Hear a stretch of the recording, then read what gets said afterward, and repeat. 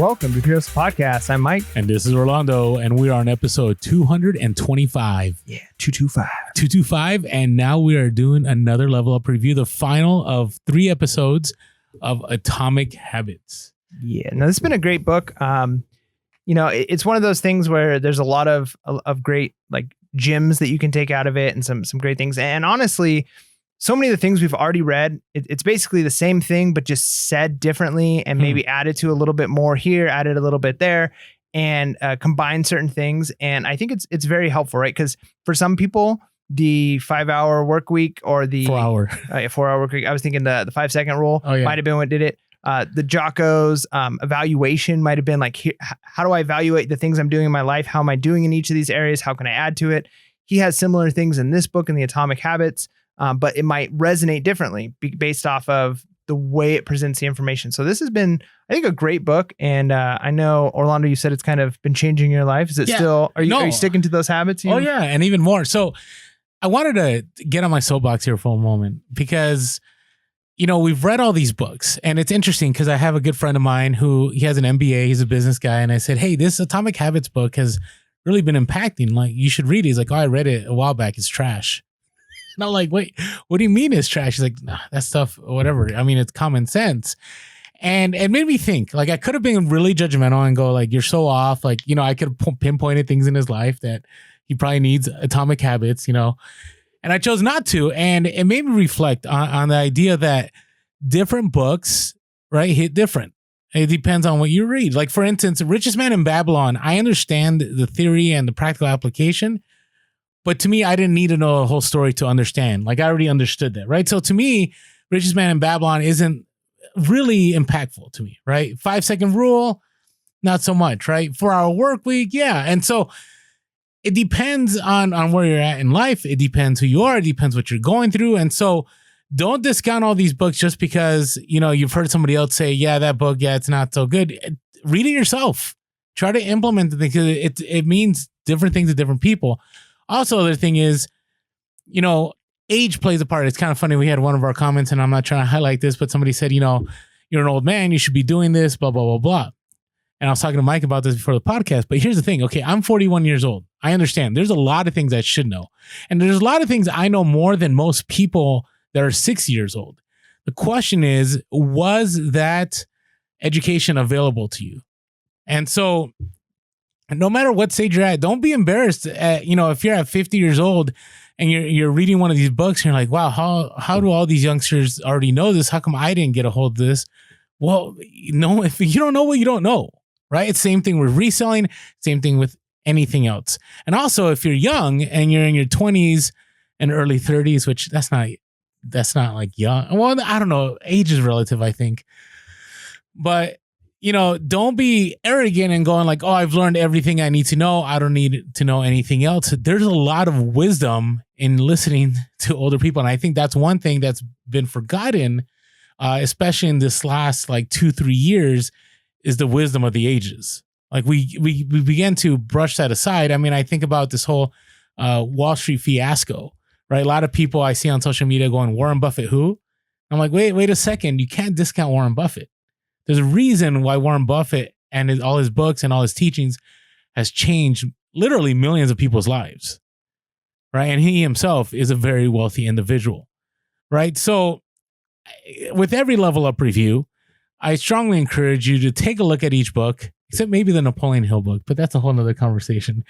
Take a look at every book and go, what is something I can take out of it that can change, that I wasn't aware of, instead of coming in with the spirit of arrogance and saying, there's nothing for me to learn. It's garbage, da-da-da-da. So, all right, that's my 2 cents. Oh, that's good. It's good. It's good. Great points. All right, how does it impact me? You want to know that real quick? Sure. I'll give you one example. Did you read this? Remember the story in there? There's the story of the guy that every time they went to their house, people would say, how do you keep this place so immaculate, so clean?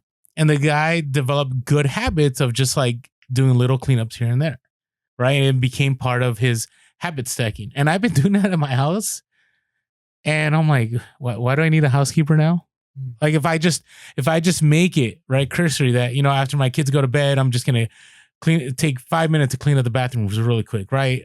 When I do the laundry, I'm going to make sure that I do the laundry at this point in time, just do a little bit at a time, fold a little bit at a time. And over time, things are done. And so, yeah, there's a lot of practicality here. Yeah. So, yeah, no, that's a good point. And even just something small like that, like, cause you mentioned spending 5 minutes cleaning the bathroom, but the idea with some of these starting as small as possible. One of the things that I've done for years, and it's an on and off thing, like a lot of habits until it becomes ingrained into like your identity and what you value the most. It's going to be on and off. But something I've had kind of consistently is the idea of leave every room better than I found it or that I walked into it. And usually it's really small, right? So I walk into a room. Maybe it's as simple as, oh, there's a piece of trash on the floor here. I'm going to throw away on my way out. Or I'm leaving this room. I know this goes in the bedroom, so I'm going to grab it and take it to the bedroom. And then, now I'm in the bedroom. And so I can, my shoes are underneath my bed like this. So I'm not cleaning the whole room. I'm just doing one thing to make the room a little bit better than it was when I walked into it. And if you're doing that every time you leave a room, is just make it a little bit better, then over the course of the day, you've done most of the house cleaning, right? Because it's super small, but it becomes ingrained into just your habits, what you're doing. And one of the things that I like about chapter 15, which is where we're starting here with the fourth law, is the idea of making a habit satisfying. And the fourth law is behavior change is to make it as satisfying as possible. And one of the things he points out is that the human brain is adapted to desire instant gratification. And we know that instant gratification is actually not the best. You see that with kids. They don't understand the idea of delayed gratification. The most successful people in the world are the ones who understand delayed gratification in every field, right? If it's athletics, it's the people who will say, I'm going to stay consistent and I'm not going to, try and, do something in the short term that's going to hurt me in the long term. I'm looking at, if I'm a high school student, I want to make it into the NBA or the NFL. It might take me years of practice and consistency to get there. And they're looking long-term, and it's the long-term that's going to be valuable. But the reality is we want instant gratification. Even if you're able to fight against it, we desire that. And that's why something like eating a donut or taking the drink or basically anything that's like a bad habit has a lot of times instant gratification. Watching some TV, doing this, scrolling through your phone, getting those dopamine hits. So the question, or what he brings up in this section, is how can we take advantage of this? How can we say these habits that I want that maybe have a longer term gratification, working out, right? Or doing something like investing money, or going in and for us reselling, right? Going and sourcing and then listing for 6 hours. Like, how do I make that have instant gratification? Well, you can do little micro rewards after each thing so that your brain associates, if I do this thing, I get this reward. And I've started doing this recently. I've started working out again. I went months of just kind of letting my health go down. And you can never tell on Mike, though, by the way, just saying. No, it's pretty bad. The leg day, when it comes to leg day, and I know anybody who's like serious, like at working out, everybody hates leg day. It's awful. That's why so many people skip it. You don't get the visual, right? Like, everybody wants to work out their arms because, hey, everybody sees this. But legs, it's twice as hard to work out. The recovery takes twice as long. You feel miserable for days. And people don't walk around going, man, look at your legs, right? But if you neglect it, if you neglect your legs, you end up neglecting your core. You end up with health issues down the road. You end up with imbalances over the years. So you can't neglect it. It's important to do it. But I hate it. And so what I've decided is I really like French toast, and I found this kind of anabolic protein French toast, and it takes a little bit of time to make, and I have to adjust the rest of my eating for the day around, like, I had this morning. But my new thing is when I do legs, I get that French toast, and so it is my reward. And so now, even though I don't like legs, I'm associating leg day, the worst day of the week, to this French toast, and this little tiny reward has made all of the difference for, I got to wake up. I don't want to go do legs. Ooh, French toast, right? So that little connection makes a difference. No, it's great. And your story was on a very practical level. And the one of the takeaways to that is also it's not antithetical to your leg day. Like, it doesn't take away from your fitness, right? Because the French, what you call the French toast? Anabolic. And what does that mean again? It develops muscle. It increases protein synthesis. So it still goes along. It's not like you're like, hey, I'm gonna work out all day and tonight I'm gonna have a Big Mac. Then I'm gonna eat a donut. Yeah, you know what I mean? It doesn't matter. Now, I like the example that he gives a story about in Pakistan where there was tons of disease in some of the small towns, and it's because people weren't washing their hands. And so Procter and Gamble got together with scientists or health experts, and they figured out a way to make the soap sudsy and whatever pleasant smell. And what ended up happening is over time, everybody got into washing their hands, and disease was cut down. Kind of like COVID in a little bit. Maybe they need to make better smelling soaps.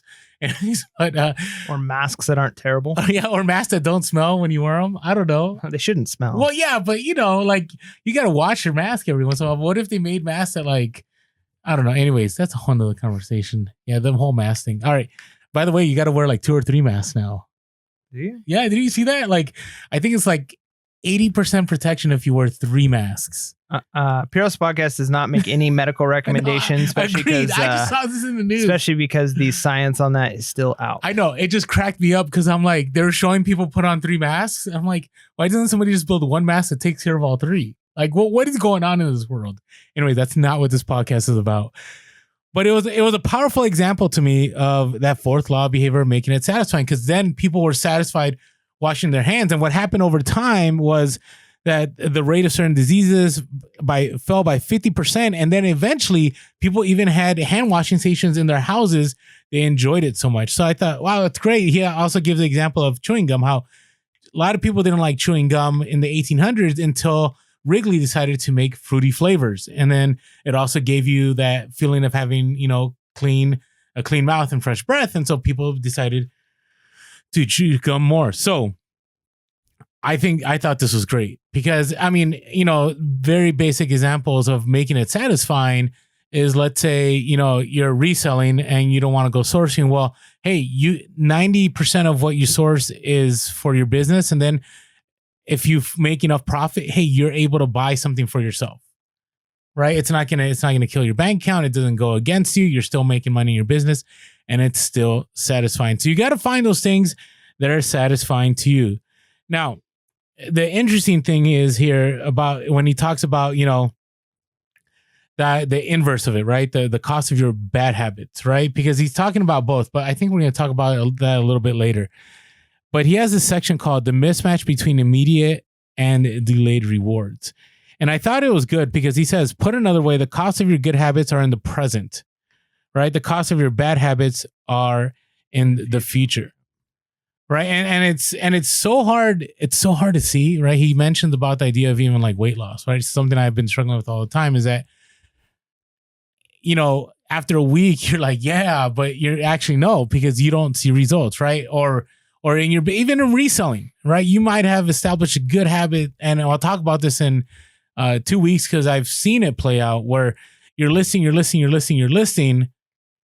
And sales aren't coming through, and you're like, well, what am I doing? Like, is this all for nothing? Like, I'm not seeing, right, these results. And so there's this idea of, he says, as a general rule, the more immediate pleasure you get from an action, the more strongly you should question whether it aligns with your long-term goals. Yep.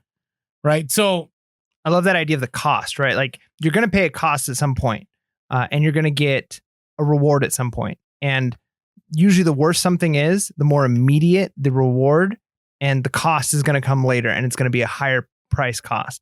Whereas something that's good for you, typically, the cost actually is up front, like working out, right? Like that it's a little bit more than not working out, but the reward comes later. And so, yeah, you've got to take advantage of that. Is it Chris Pratt? That's who I was thinking of. So Chris Pratt, I heard an interview and it kind of changed my thinking. And I've actually applied that concept. And it's very similar to what's being talked about here with that cost idea. But he was talking about, because he had that huge, did you ever watch Parks and Rec? Oh yeah. He was relatively unfit like the first couple of seasons, right? But like, I think that was his character, wasn't it? Because he broke his leg. Well, it was, but it wasn't like he was a super fit guy who got unfit for that role. Like oh really? Yeah, like he was just like a not the most fit guy, and he ended up getting really fit. And now he's like, you know, playing in Marvel movies, and he's taking his shirt off, and he, you know, looks great. And he talked about that process of getting there. And he said something that resonated with me. And I think, again, it applies to reselling. It applies to pretty much any good habit in our life. And he said, when I was eating junk food, I felt amazing. Like in that moment, like I loved it. It was like I can resonate. He's like, it's like the peak of my day is when I was eating. It's like, I was celebrating. It was like just amazing. And then the rest of the day, I felt terrible. So small, very small peaks in my life and lots of time of just feeling like, ugh. And he said, and then I decided I was going to start eating better. And he goes, honestly, eating is now my low points in my day. I don't want to eat the food that I'm eating. It's not the most satisfying. And so instead of eating being the most exciting parts of my day, it's like the worst part. But the rest of the day, I feel pretty good.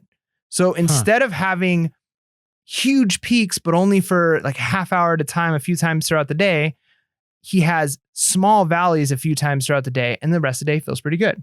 Right? And it's like, how much does that go for even things like reselling? I can sleep in today and not go garage selling. It's going to feel great right now. Or I can get up and I can go garage selling and get it done and then come home. And then the rest of the day, it's like, yeah, I accomplished something. Oh yeah. Right? When you like, take action on an item, you feel far better. Even if you don't make out like, well, like even if it doesn't work out, you're still glad you took that action.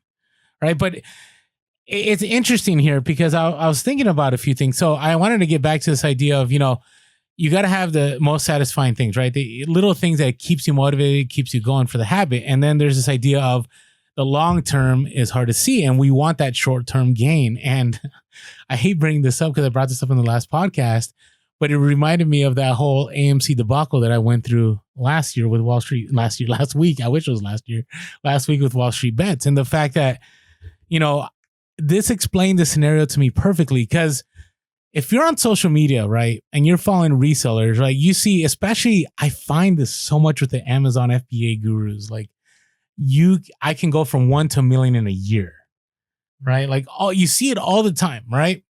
But no one tells you the fact that like that's like 1% of those people. Like it's very uncommon. But your mind is very capable of getting you to believe something, right? And that's what I fell into last week, I think, with this whole stock thing where I saw, hey, it was a sure money thing and somebody decided to play outside of the rules. But either way, I had a belief that I could immediately make a lot of money and then it all fell apart. But I'm a pretty rational guy. Mike and I have always talked about like there is no easy path to wealth. That usually does take hard work and it takes consistency. And I thought about what James Clear says. He says, as a general rule, the more immediate pleasure you get from an action, the more strongly you should question whether it aligns with your long-term goals. Right. And then he has this subtext in his footnotes. He says, meanwhile, it underestimates what appears to be a distant threat, but is actually very likely. So your brain begins to like, you begin to go into this fantasy mode. You begin to say, hey, if I go all in right now, I'm going to get immediate gratification. And even though it's not reality, your brain somehow begins to take over and it begins to be reality. The steady accumulation of fat from eating unhealthy food, the gradual decay of your muscles from sitting at a desk, the slow creep of clutter when you fail to tidy it up. So over time, you're thinking this has happened, but you're letting everything else slide. Right. And so you end up in a bigger mess because your brain thinks, hey, I'm just going to find this easy way instead of going on the slow and steady. And over time, you begin to lose because you keep going and pursuing these get rich ways of making money, which in the end, you end up poorer and poorer and poorer.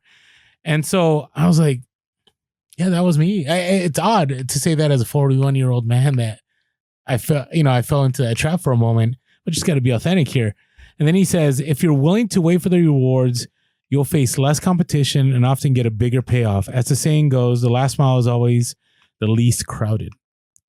Right? So in reselling, it's the same thing. Like how many times do you hear about people that, you're like, wow, how are you successful? How are you able to have your own business? How do you pull in, $1 million a year, whatever it is? And they'll tell you, well, I've been doing this for 10 to 15 years. This wasn't an overnight thing. Now, you will see the Amazon gurus all the time push like, hey, I just started this last year. I've been, especially the drop shipping people, they're the best. I just started drop shipping during COVID and now I'm a multimillionaire. But the chances that any of that is true is probably highly unlikely. Anyway, that's my 2 cents again. That's good. Are you good to move on to I am good. Chapter? I am good to move on. Oh, wait, can I read one more line? Yeah, go for it. Okay. James Clear says, it is worth noting that it is important to select short-term rewards that reinforce your identity rather than ones that conflict with it. right? So it goes along with your idea of you're eating the anabolic French toast. It sounds like some mutated French toast. But the idea is that your identity is, I'm going to be a healthy person, right? That goes back to, I think, chapters 1 and 2, where instead of saying, hey, I'm just going to be a person that works out. No, it's, I'm a healthy individual that takes care of myself and is serious about it. As a result, these short-term rewards are going to fall in line with that, right? They're not going to be like, oh, I worked out hard, so I deserve a reward. No, it's, I'm a healthy person. I put in the work, and here's my reward for that work. Yeah, no, that's very true. I mean, honestly, I could probably get way more instant satisfaction doing, and I haven't done like super hard drugs, so like I'm not speaking, but like there's certain things. I thought you were going to tell us another story. No, but there's, I'm sure that taking something like ecstasy would create intense pleasures in my brain for however long that lasts, right? Whereas, eating anabolic French toast is very small amount of pleasure, but it connects with that identity of, like you said, of who I want to be. You should like clickbait this. How anabolic French toast changed my life. Or don't do ecstasy, eat French toast. There you go. That's our title. That'll get us nowhere. Yeah. So, anyways, so the next chapter is talking about sticking with good habits, because this is the part that's hard for a lot of people. A lot of people can start something, and that's why we see huge drop-offs for New Year's resolutions and things like that. Is we think very short term, and it's hard to make things last. And I love the some of the arguments or some of the things he puts forward here in this chapter. He talks about the idea that one of the most satisfying feelings you can get is just the feeling of making progress. And a big part of this chapter is actually measuring and tracking your goals and doing it consistently. And not your goals, your habits. Your habits, right. And so when it comes to tracking, I've found that in my life, the tracking makes all the difference in the world. Again, going back to fitness. And I think there's a reason why it's not, I don't want to, this is not a fitness podcast, but the reason why books like this, money books, all this stuff, use fitness as a metaphor so much is it's such a perfect physical example of mental, emotional, and financial things, right? Like it really is a great metaphor. But so he makes the claim that one of the most satisfying feeling is the feeling of making progress. So I remember the first time I had a goal of like, I want to be able to bench 225 pounds. And that was the goal. And I thought like, once I get there, I'm going to be super happy. And I remember I started tracking. I got this from my dad. He actually had a log book that he'd write every single workout in, every rep, every set. And I got an app now that does that. And I can pull up months worth of my working out and I could see the trends, right? Like a stock trend, except for it's always moving up. Sometimes there's little dips, but it's like, man, over the last 6 months, I've made like a 25% increase in this lift. And I could see it. Right. It took a lot of time, but when I put in my numbers today, even if it's like, well, I didn't reach my new goal of being able to bench 300, I've already passed the 250 or the 225. And so I haven't got to this goal, but look, over the last week, over the last month, I've made like a 2% increase. I could see it moving up and watching that, seeing that progress. And it reminds me of a Jocko Willink quote that I heard where he said he kind of feels like Sisyphus, where people ask, like, do you feel like Sisyphus, which is, the ancient Greek mythology of the guy punished to push the stone up the hill. And when it gets to the top, then it falls back down. And it's like basically wasted labor. There's never accomplishment.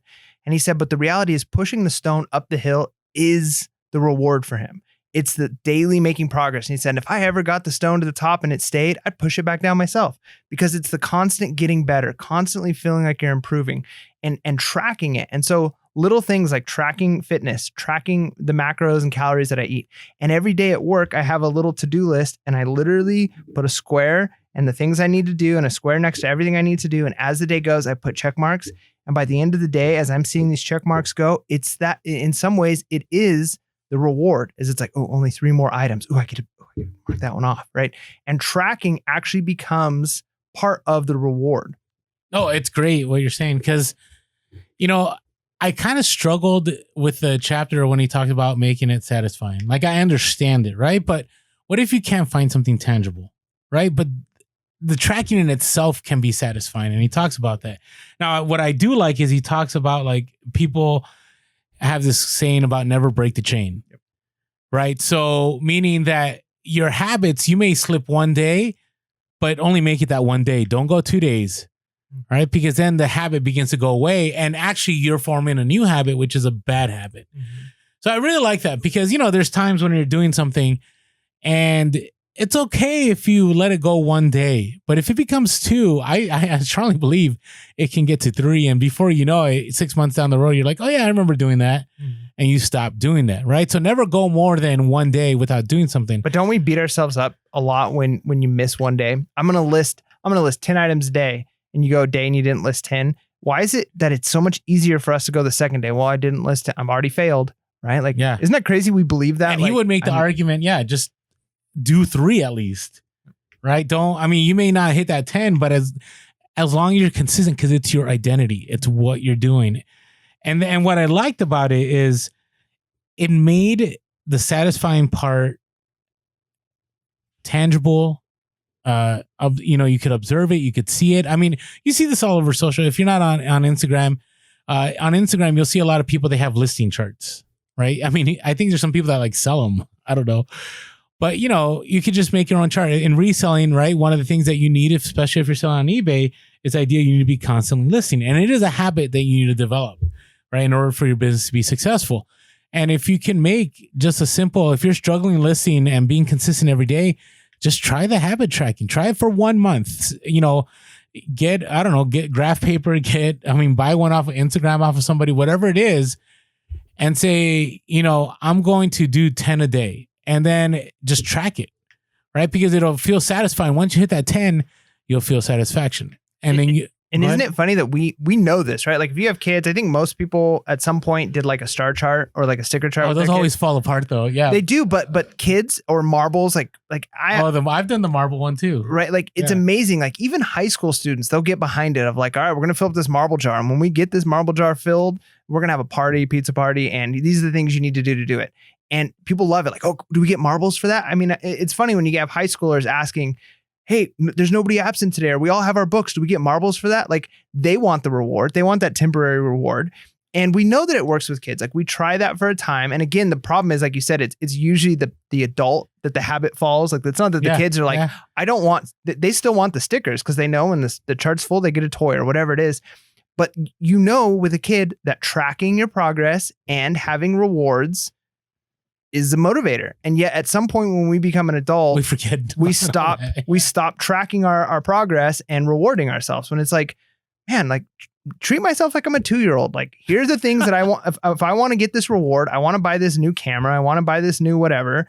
Here are the things I need to do. And every time I get one step closer, I'm going to give myself the sticker. Even if that sticker is just checking off a to-do list or, whatever it is, like reward yourself and track it. Yeah, no, agreed. And it seems so simple, but it's so simple, but yet so difficult for many of us to do, right? But it's just about getting it started. And again, going back to the idea of never miss twice, but I like what he says here too. He says, but when successful people fail, they rebound quickly. The breaking of a habit doesn't matter if the reclaiming of it is fast. And I agree with that. I mean, how many people have you met in life that were super successful and something, I can talk about my own life where I've had craziness happen in my life and I could have chosen to let that craziness dictate my life. Right. I could have just, said, you know what, I'm not going to do this anymore. I'm not going to try to pursue this. I'm not going to try to make things happen because it just leads to failure. And how many people do you know? I think of like Dave Ramsey. He's talked about he lost all his money twice. Right. And he's a millionaire for the 3rd time. Right. And it's the same principle. Right. And again, it's about being consistent. And the reason being is, I like what he says here. Don't let losses eat into your compounding. Right. And so once you have a great habit and you lose that habit, you're not just losing that habit, you're compounding all the losses that come with that habit being out of your life. Right. So I don't know. That was pretty powerful to me because, again, the idea is not reaching goals. The idea is, which goals will be reached if you do this. Don't get me wrong. I'm not saying goals are wrong, but it's changing the mindset about, hey, if I consistently do these habits, I may fall off for a day. I may, do bare minimum, but as long as you're consistently doing it, you're going to be okay. He gives the example about going to the gym. I can't tell you how many times, I hate the gym. You just got to look at me, I hate the gym, but there's never been a time where I went to the gym and after I was done working out, I'm like, I'm so mad that I came and worked out. And maybe that's happening. Maybe that's you. But I can't ever say after a full workout, I walked away and go, I'm really mad at the fact that I came and worked out. And the opposite is true, kind of going back with what the previous chapter, our good friend of ours, Paul, if you're listening, I got this from you and it's been life-changing. His quote was, I'm so happy I ate that donut 5 minutes ago, said no one ever. Right. Yeah, and true, I think that's so true too, right? Like you don't leave the gym going, man, I wish I would have stayed home. And you don't eat a donut and then the next day go, man, I'm so happy that was one of the best decisions I made. Right. But again, it's the cost. You're paying the cost at some point. And yeah, when you break the chain, usually you get instant gratification. And the gym is a good example. Staying home for a day and just sleeping in, not waking up when your alarm clock goes off. The little things like that. It's that small thing is like, oh, it feels good right now. But later on in the day, the next day, but the problem is like, I'm an all or nothing guy. And I've learned that in my life with a lot of things. And when I'm working out and I'm working out 6 days a week and I'm getting up early and I'm doing it, then my diet's in check. And when my diet's in check, my sleeping is in check. And when my exercise, diet, and sleeping's in check, I'm actually way more productive at work. I spend less time like in a brain fog, not knowing what I'm doing, but I actually probably get 20 to 30% more done during the day. And it's like, it's all starts with the chain. And if I miss working out one day, it's like, oh, that felt good to just take one day off. And then I'm going to take 2 days off. And the next thing you know, 3 days turns into I'm not eating well anymore. Turns into I've got this brain fog. It compounds. It compounds. And if I would have just said, oh man, I missed one day, I'm getting back on it tomorrow, then yeah, you lose a little bit of momentum because that's really what we're talking about here is momentum. And so when you've got a lot of momentum and you slow down a little bit, you haven't lost all momentum. But if you slow down again a second day, now you're starting to lose momentum. And then eventually you're starting over. And we're not talking about starting over with all of your progress necessarily, but that habit. And it's the habit that's going to drive long-term success. And you don't want to, I think of it like people who quit a bad habit, right? Like maybe you quit smoking. We'll use that one as an example again. And maybe you go 2 weeks without smoking. And that's like the worst part. Like you've gone through all the hard stuff of like, I really want it. You're craving it. The cravings are getting easier. And then you're like, you know what? I'm just going to have one. And you have the one and you're kind of starting the whole thing over. And it's like, now it's 2 more weeks of miserable because my brain wants it again. Where it's like, if you've already put in the work, like don't put yourself in a place where you've got to start the habit over again. I love this. Never miss twice. If you miss one day, try to get back on as quickly as possible. And just think about that. If you missed once, because sometimes we beat ourselves up and we get in the downward cycle where it's like, because I messed up, I'm going to punish myself, and you mess up almost intentionally in another area of your life. Whereas if you're just to say, oh, I missed once, don't miss twice. Just make that your motto. Don't miss twice, because then you're going to keep it going. And then if that's your motto, you'll never miss twice. Yeah, agreed. And so closing that chapter, I like how he ends it. Each measurement provides a little bit of evidence that you're moving in the right direction and a brief moment of immediate pleasure for a job well done. There's that satisfying part again. All right, so let's wrap up this last chapter, and before we get into our sponsors and so on. So accountability, right? And I think it's a big deal. Like I would say some of the hardest things for me to break from, or to the behavior changes that I needed, did not come with me being on my own. It came from being accountable to people. It came to, checking in with people. I mean, he even talks in this chapter about a habit contract. I don't know, I don't know if I would go that far. I think you got to do what works for you, right? But, he talks about you make this habit contract, and this habit contract, basically you make an agreement with someone. It could be, a verbal agreement. It could be, he actually had somebody on here that made it on paper. And this is when you're trying to break bad habits. And that the idea has to be immediately unsatisfying. So I'll give you an example. So I haven't lost a ton of weight, but I've lost like 50 to 60 pounds since we started this podcast. And I still got to drop like another 100. But one of the reasons I lost this is before I ever read this book, is my friend and I came up with an idea. And the idea was that if we don't make weight at the end of each month, we're going to donate to a charity. I shouldn't say this, a charity that we can't stand. Yeah. Right? Yeah. You were going to give to something you weren't happy to give to. Correct. Yeah. And so that was the agreement. And it was a large amount of money. I think it was like $500. Yeah. There were times when I was like, hey, Orlando, do you want to go out to eat after we do some garage sales? And you're like, no, because I have a weigh-in tomorrow and I do not want to have to give money to this thing. And I'm like, Ooh, that is some good motivation. Yeah. So, and it worked out. Unfortunately, I would have been a lot, I think, thinner right now had I kept that. We kind of stopped. COVID hit, and that kind of destroyed everything because we couldn't go to the gym and stuff. But it was a great way to keep accountability, right? Because I mean, my buddy would like send me pictures of like certain things dealing with all this, and it would just drive me forward. Like, nope, not doing it. Now everybody's gonna want to know. You're never gonna know. Never gonna. It is in the underground bunker, in the underground vault. You're never gonna. Never know. Say never. If hit me up, guys. It wasn't a charity. Charity sounds bad. Organization. Yeah. I wasn't. That's a better way of putting it. Because the charity just means like we're taking away from it. Just doesn't sound right. Yeah. If you want to know, send me your offer. Like I'm willing to talk for like maybe 10 grand, 5 grand. If you really want to know what this thing is, we can get some dirt on Orlando out there. I have a price. Everyone has a price. Right. I don't know what it is yet. As long as it makes PHP move forward. That's right. But yeah, it was an organization I did not support. All right. Now, he says here before we move on.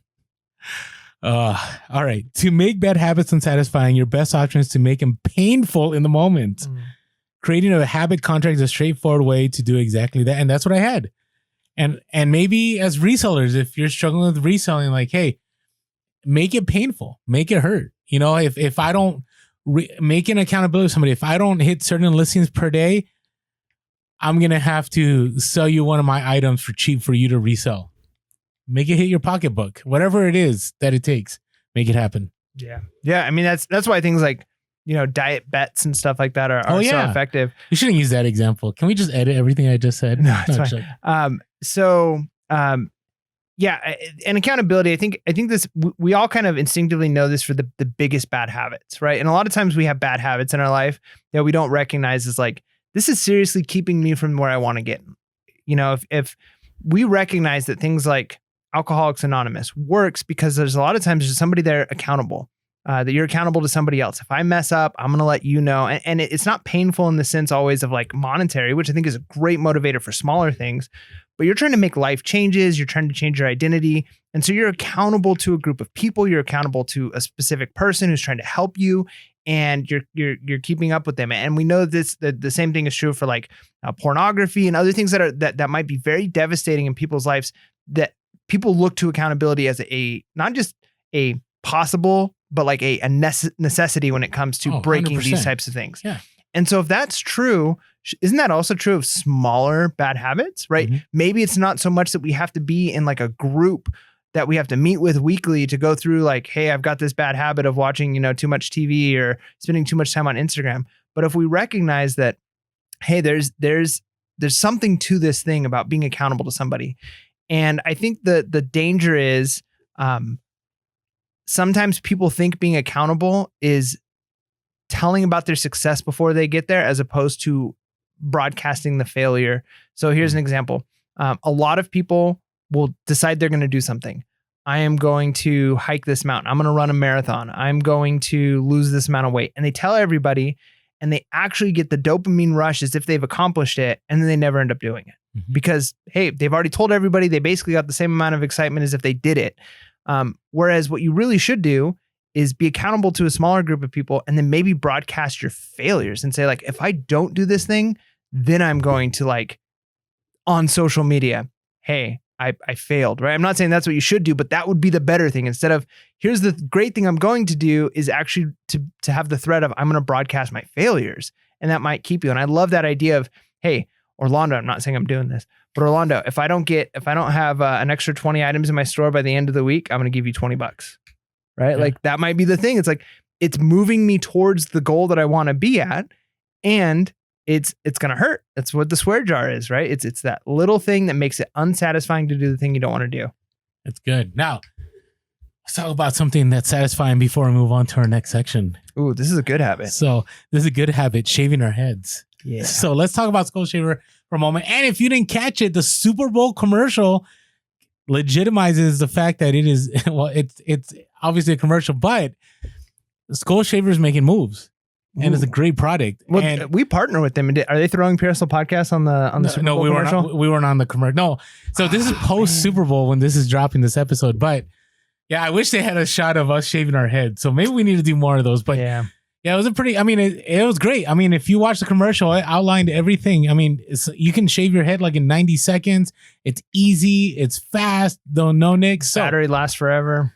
yeah, and so we've had several of you that have hit us up for the discount code, and we're going to give it again. And so if you're looking to shave your head and keep that clean shaven look, just go to skullshaver.com. Our promo code is PURE, PURE.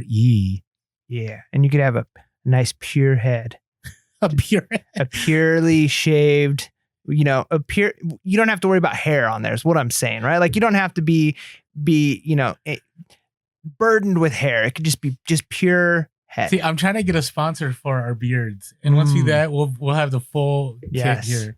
We need some like oils or some waxes for the beard. I've been working on a company. We'll see what happens. All right. Hey, also, along with that, something that's been really helpful to us has been buymeacoffee.com/pure hustle. It's a way that you can sign up and be a member of the podcast. So then later on, when we have enough members, we're able to drop more content that's not podcast related and be able to, just expand our community. And so right now, as always, we always say that, we're still not at a place where we have enough sponsors that this is going to be our full-time job.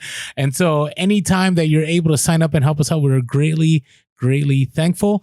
Again, it's less than $1 an episode. We drop about 8. Sometimes, we may drop more in the future to see how things go. 8 episodes a month, less than $1 an episode. So $5 a month, sign up for the year, Pure Hustle Podcast.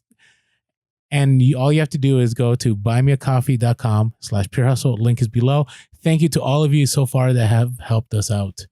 Yeah.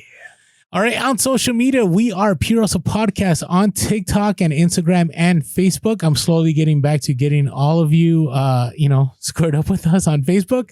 I've been back on TikTok again. It's interesting TikTok. It's changing. So it's changing even more the gurus have hit hard on TikTok. So if you give us a follow on TikTok, we appreciate that. Anyways, one of the examples that drive me crazy is these Amazon gurus that I go into a store, I buy something, $3 profit. I just send it on to Amazon warehouse and it's just like that. And I'm like, wait, no, it's not like that. Like, just stop.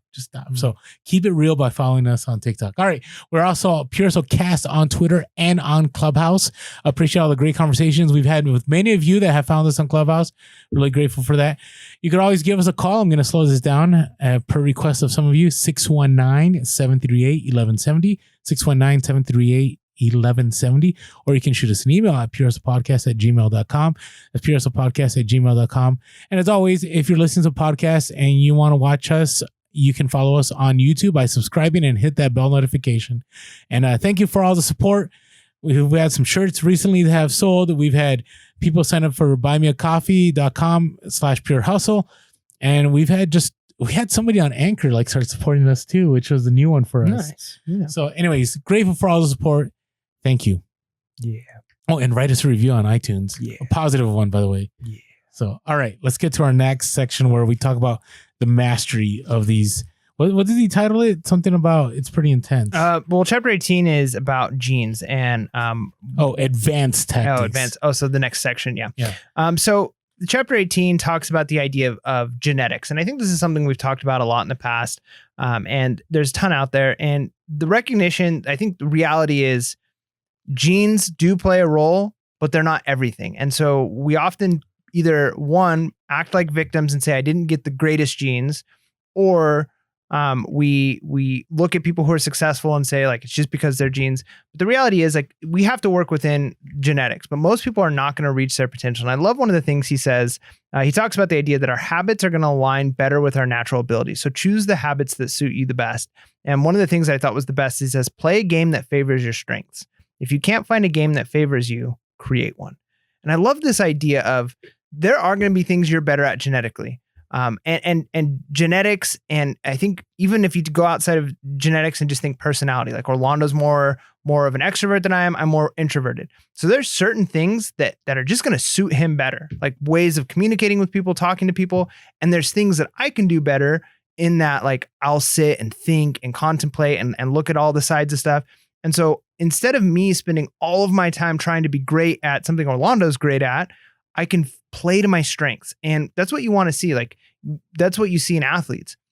A great athlete is going to play to their strengths. If they've got a certain body type, I mean, there's a very big difference between a sprinter and a long distance marathoner, right? And some of that is genetics. That's the example he uses in here. And some of that is genetics. And you could see somebody who's a sprinter who has, slow twitch muscles as opposed to the fast twitch muscles. I think that's the way that goes.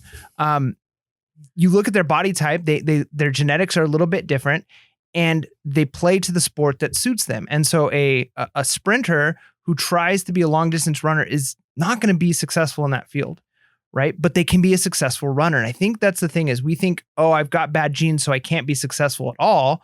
But the reality is you can be successful in business, but the avenue you take might be different, right? You got to play to the habits that are going to fit your specific strengths as opposed to trying to be something that somebody else is. Yeah, this is tough. It's tough because we all grow up with like, hey, what do you want to be, Johnny? I want to be an astronaut. Okay, but the reality is there comes a certain point where not everybody is built to be an astronaut, right? Yeah, maybe you have bad eyesight. Like that's a genetic I know. thing. I remember I wanted to be a U.S. Marshal, and what threw me off was my vision. I was like at 2400. I was like, yep, can't be a Marshal, right? And so that was a tough one for me. But luckily I played to my strengths, and I'm not saying I'm a great communicator, but I did well in teaching, and I played to that strength. And within certain years I moved up and I became a department chair and administrator, and it worked out. Right. And I even was thinking about, before the podcast, we're talking about stocks, and he's asking me questions like, hey, have you looked at all the data here? And I'm like, no, what? No, like that's not my strength. Like, if you told me to read these, vintage or these ancient texts that relate to a time in history, I'd do that all day. I'm willing to sit there for 3 to 4 hours and decipher all that. You tell me to go look at a company and their valuation, all that, I'm like, I have like zero interest. And at the same time, I don't know if my mind is geared to, like, I can understand language. Like for example, and I'm going to try and get boring here, but my master's thesis, I had to read documents from the 17th to 18th century that were French and Spanish and English. Now, for me, it was very easy for me to decipher that. Now, part of that is because my Latin-based Spanish speaking, but at the same time, I'm able to easily decipher words and read context of words. Because some language, man, we're getting super technical here. There are no definitions for certain words of the 17th century. So some Spanish language, there's words that we have no definitions to. And the only way you can define it is by reading it in its context. You're like, okay, this is what it means. I can do that not easily, but I can do that a whole lot better than if I'm trying to read, all these different numbers that deal with stocks and deciding what stocks to invest in. Right. And so it's kind of the thing we've been talking about since day one on the podcast, like staying in your lane, like figuring out what business model works for you, what is best. Right. And so I like what he says here. You don't have to build the habits everyone tells you to build. Right. So, and then we said this in our podcast, like we may say certain things, but we're very clear that we are not the end all. We're not the gurus. We're not the ultimate authority on things. Right. Choose the habit that best suits you, not the one that is the most popular. And he follows along with that on the next page. Pick the right habit and progress is easy. Pick the wrong habit and life is a struggle. Yeah. And I think the home run statement in this one for me was genes do not eliminate the need for hard work. They clarify it. They tell us what to work hard on. And I love that idea of, some people look at genetics and kind of say like, this person was gifted and I'm not gifted in this area, or they didn't have to work hard for it. And we hate that, right? Like we hate when we work super hard for something and people attribute our success to something other than our hard work.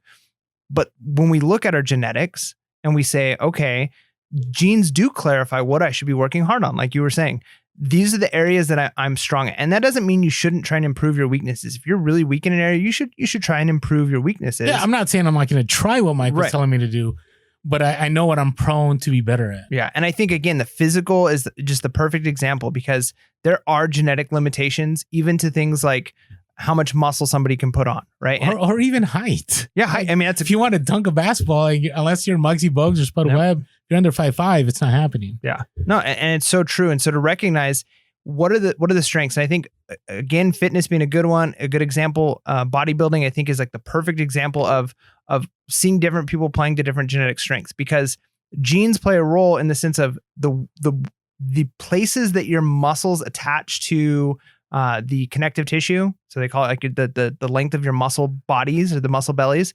So that determines how much size you can actually put on. So certain people can only put on certain size in certain areas. So they have to focus on something else. So some people they can't get their chest and their biceps big enough. So they have to compensate by working on their back, right? And they can still win Mr. Olympia, even if their shape is a little different than somebody else's, because they say, what are the areas that I can actually do well in? Right. And so it's the same thing. The same thing goes for something like reselling. So maybe I look at sometimes at the guys who are into the shoes and they're really into collecting those things. And it's like, man, why can't I be like that? Mm-hmm. But I agree. It doesn't do well for me to try and want to be like that, because those aren't my strengths, right? My strengths are different, right? Maybe I'm more towards books or certain other hobbies that my interests lead to.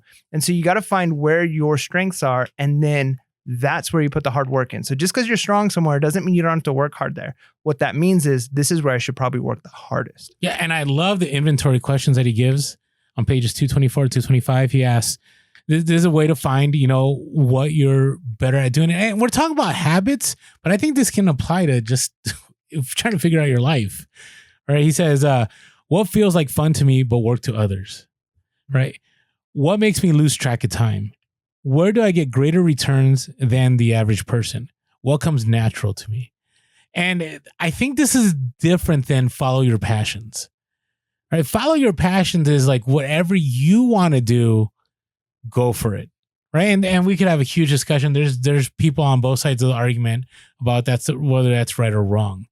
Right. But there's this, I think, is more of the Goldilocks rule. Right, that he talks about, right? I'll just read it from your page right there. Scroll up. From chapter 19? Yeah, the Goldilocks rule states that the human experience peak motivation when working on tasks that are right on the edge of their current abilities, right? So if you follow these questions I just read, right? What is fun to me but works to others? What makes me lose track of time? Where do I get greater returns than the average person? What comes natural to me? That's when you can keep pushing and you can keep pushing and you can keep pushing, because that's where you're at. That's where you're gifted, right? He says, even if you're not the most naturally gifted, you can often win by being the best in a very narrow category. So as you take those questions, you take that inventory. Okay, now how can you narrow that, and how can you be better at it and create habits that make your business, make everything just better?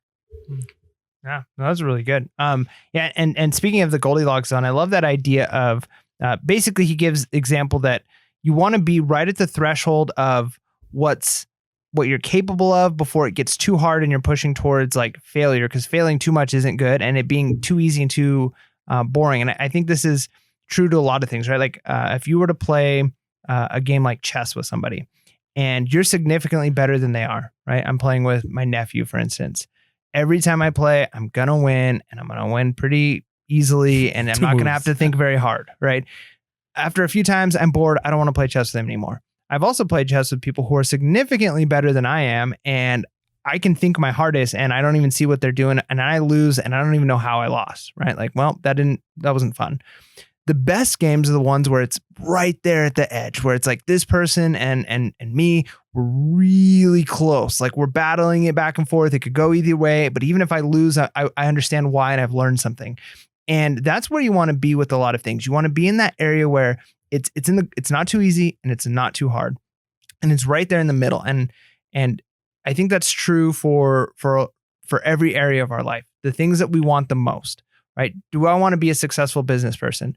All right, well then I should be pushing right there at the level of the amount of time, energy, how many emails I'm sending out, if it's to the point where it's so hard that I hate my life, I'm probably going to fail at it. And if the things I'm doing are just super easy, I'm probably never going to actually improve. Yeah, I send an email or two out a day and it's not, whatever, boring. You want to be right at the place of like, man, this is about the threshold of I'm working hard, but I can be successful. And I think you want to be successful. We've actually talked about potentially doing Jordan Peterson's 12 Rules to Life book as one of our books that we do. He gave an example, and I don't remember the exact number, but there was research done on rats that would play fight with each other. And if you have two rats that play fight, and one of them's a bigger rat that would play fight, and one of them's smaller, if the bigger rat doesn't let the smaller rat win at least like 40% of the time or 30% of the time, the smaller rat will stop play fighting, and then the bigger rat loses his playmate, right? Mm. So he actually will purposely lose a fight every so often, every 30 to 40% of the time will purposely lose in order to keep the other one interested. And it shows that idea of if something is too hard, we're going to give up. Like if it's so hard that you literally cannot succeed, it's impossible, you're not going to keep pushing beyond that. And if it's so easy, right, you're going to get bored and like, I don't want to do this, right? I want to lose sometimes. No, and it's about loving the process. James Clear says, the only way to become excellent is to be endlessly fascinated by doing the same thing over and over. You have to fall in love with boredom.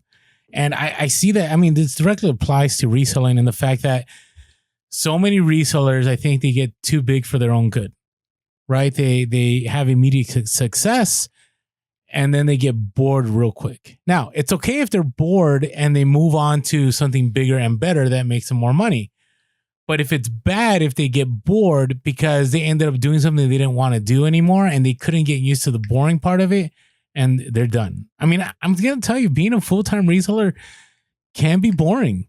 It can be really boring. I mean, this is my third year and there are times that it's boring. And for example, I've talked about Amazon. Like I know, like somebody else today was talking to me about, Orlando, if you just did Amazon the way you did it in Q4, you'd be far better off in a year.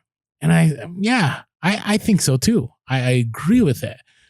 But it's not, I'll be done with reselling. Like I know I'll be done with reselling because again, I've said this so many times, I'm not in it just for the money. I'm in it because I love the process. I love finding treasure. I love flipping it. I love that dopamine rush where you find something and you know it's money and then you sell it and it validates that you knew that it was money. Like I love that. I don't love picking up 40, spatulas that are the hot item and flipping them for, $10 profit a piece. Like, yeah, it makes me money, but there's nothing in that for me. So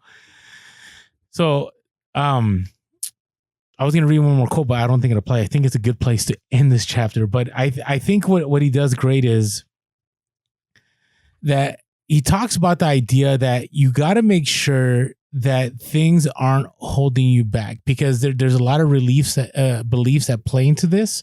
Right? He says, finally, reflection and review offers an ideal time to revisit one of the most important aspects of behavior change, and that is identity. So again, everything that you're doing has to play into your identity. And so what he talks about is that how do you do that? And he talks about, again, taking an inventory, right? Whether it be journaling, whether it be, he talks about how once a year, he just spends a few hours and he writes about what were the gains and what were the losses this year. And what was part of my identity and what was not part of my identity. What was a part that I decided to do something that was not who I was and I lost. Okay, I have to remember that and not do that next year. And I think it's the same thing in life. I think it's the same thing in life, whether you're a reseller, whether you're a teacher, if you're a parent, a spouse, what are the things in the past year? I mean, it's February, but what are the things in the past year that were not playing to your strength that you need to eliminate to be better at your strengths? Are we ready to conclude this, or do you want to talk a little bit about the downside of creating good habits? No, I think that's good. I think I like the idea he talks about habits plus deliberate practice equals mastery, right? Yeah. And the chapter before with that bell curve, motivation was actually one of the lines that was on there. And so he talks that it's easy to do things when you're motivated, but the most successful people are the ones who are willing to consistently work on a habit and move forward even when the motivation isn't there. And so we've talked ad nauseum about discipline, but I think you can interchange that with something like consistency, right? And so being consistent in the things you want to do is going to bring you the ultimate success that you want. And I like the idea, going back to what you were saying with the identity. He says the tighter we cling to an identity, the harder it becomes to grow beyond it. So there's a downside to identity too. Sometimes you envision a good identity. What do you want to be? I want to be a good father. I want to be a great employee. I want to be a business owner. You have this identity that you're working towards. But sometimes we make our identities very, very narrow. I am a teacher, right? And that's your only identity. And you hold on to it so tight that you miss the opportunity of, hey, here's this other business option that's come to me, or here's this other thing that has come to me, and you hold so tightly to a very narrow identity. And so sometimes you have to be willing to really think about what identity you want, because in the same way that having an identity can be a good thing for you, you can actually end up holding on to the wrong identity and say things like, I'm an alcoholic, or I'm a this, or I'm a that, and let those things define you, as opposed to recognizing that you can change your identity and actually grow beyond the current limitations you're in. Yeah, agreed. And I wanted to end on this last quote here. He states in the final chapter, and this is so powerful because I've shared about how before reading this book, discipline was not something I enjoyed talking about. I knew there's a place, and I know that it's important. It's the language I have trouble with. But once James cleared up, no pun intended, the idea that habits provide freedom, or you can change habits for discipline, provide freedom, it's a total game changer, right? If you're a full-time reseller, it's really easy to fall into, I'm going to do whatever I want. I'm going to sleep until I want. I'm going to source when I want. But what you end up doing is you end up being a mess and not getting things done. And I've experienced some of that myself. But the idea of establishing these good habits is to create a system. And he says this, the weight of the system is working for you rather than against you. So the momentum that you're building with good habits is just going to keep compounding and making things better and better and better. And with that being said, before we finish, hey, check us out. We're going to be on the Auction Professor's YouTube on Thursday, 4 p.m. Pacific Standard Time, 7 p.m. Eastern Standard Time. Check us out there and make sure to be real. Be relevant. And be reselling. Peace.